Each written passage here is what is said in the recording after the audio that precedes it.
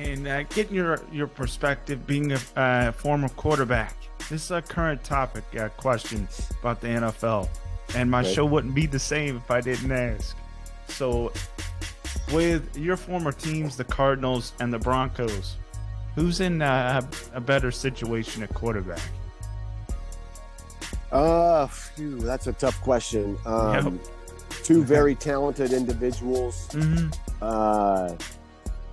I don't know enough of being around them one-on-one or in their presence enough to really tell you exactly how I feel, like what their energy is like, how they, speak to not only their teammates, but maybe the custodian that's cleaning the hallways, or the equipment guys, or the third guy down the chain on the chef that's cooking them meals. Like, I don't know how they interact day to day. I've heard great things about Russell Wilson.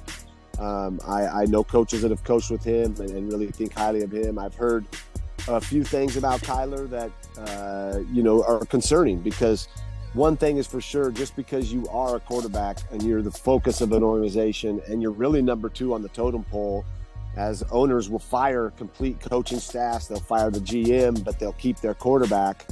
You have to be sure to how you handle that status, or how you handle that position.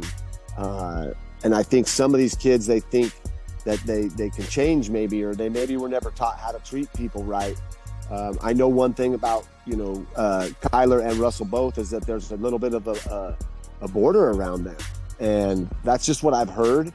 And so for me, it's like, if you want to be good in this game, you can have talent. Yeah, you can have arm talent and all that. But if you want to excel in this game, you better be able to get nasty and dirty and raw with every one of your teammates. And there should be no barrier between them entering your space for help, for picking you up when you need it, or for trusting each other. And so I think that, there may be, as their careers have progressed, a little bit of, stepping out of that and maybe not being one with their team. And I think they're learning, like, oh, I'm only as good as my teammates are going to be to support me. And both very talented, though. Like, good Lord, the things they do is so fun to watch.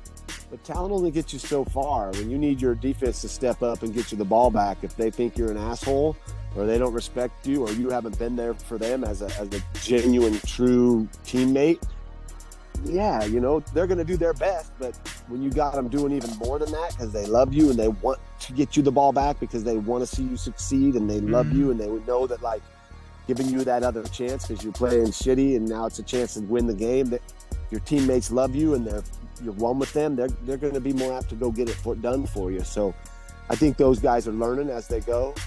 I think they paid Kyler Murray too much money. But then I think about it and I'm like, no, these owners are billionaires. I mean, these businesses are valued at $5 billion. What's $200 million? It's a drop in the bucket for them. It's really nothing for what he's providing and what he's actually growing in their brand and their organization. So it's not necessarily about the money. It's more like, what are you putting on the field? What are you bringing to the table?